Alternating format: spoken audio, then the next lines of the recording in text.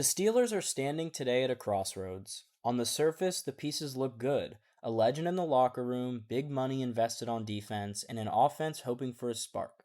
But dig a little deeper, and you see a franchise without a clear direction. It's been since 2017 that the Pittsburgh Steelers won a playoff game. That's 8 seasons now of coming up short when it matters most. Meanwhile, the defense, the unit this team has traditionally leaned on, is among the most expensive in the league, with reports noting roughly $150 million committed this season. Yet the results have been underwhelming to say the least. Let's talk numbers. Through the 2025 season so far, the Steelers' defensive splits show they're allowing 24.4 points per game, which places them 21st out of 32 NFL teams.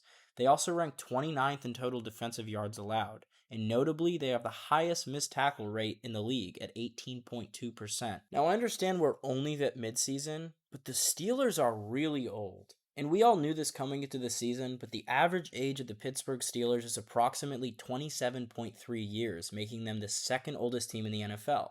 The first oldest team is the Washington Commanders, who have regressed immensely. Players such as Cameron Hayward, Darius Slay, Jalen Ramsey, TJ Watt, Aaron Rodgers, these are all 31-plus-year-old players that aren't necessarily playing to the same capabilities they had 5-6 years ago. Now let's focus on their quarterback, Aaron Rodgers, a Hall of Famer by any measure, no doubt, but one who is clearly no longer in his youthful prime. The question is he still a field stretcher? The stats suggest not, and this has become the biggest issue for the Pittsburgh Steelers in 2025.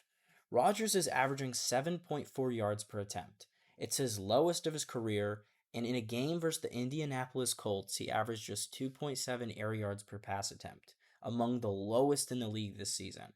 And when throwing in a clean pocket, Aaron Rodgers' yards per attempt have been historically low ever since he left Green Bay. It wasn't great with the Jets, but it's only gotten worse with the Steelers. What does that mean? It means the offense is predictable. It's constrained.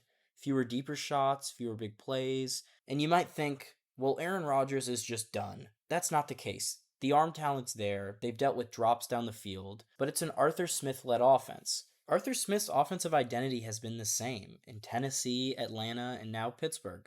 Establish the run, use play action to create selective deep shots, and control the pace in possessions. Things that Aaron Rodgers specializes in. But it hasn't worked the same this year. The run game's been inconsistent, and the offensive line cannot hold up. Yet despite all of this, despite the clear lack of direction, despite the defense underperforming, despite people calling for Mike Tomlin's job, I believe this team can win the division. They're in the tough AFC North, sure, but the Ravens and Bengals have been dealing with injuries of their own, and the Steelers have the institutional pedigree, the coaching staff, and the experience to get the job done. The Steelers are obviously all in this season on Aaron Rodgers, and there have been reports that they'd like him back next year. But in the meantime, Rodgers has been coaching up Will Howard, helping him with anything that he needs, and I believe this is the direction of the Pittsburgh Steelers. He has to be the future, because this year there aren't any special quarterbacks coming out of the draft, none that you'd want to invest a first-round pick on, especially when you have to replace some of the older pieces on defense.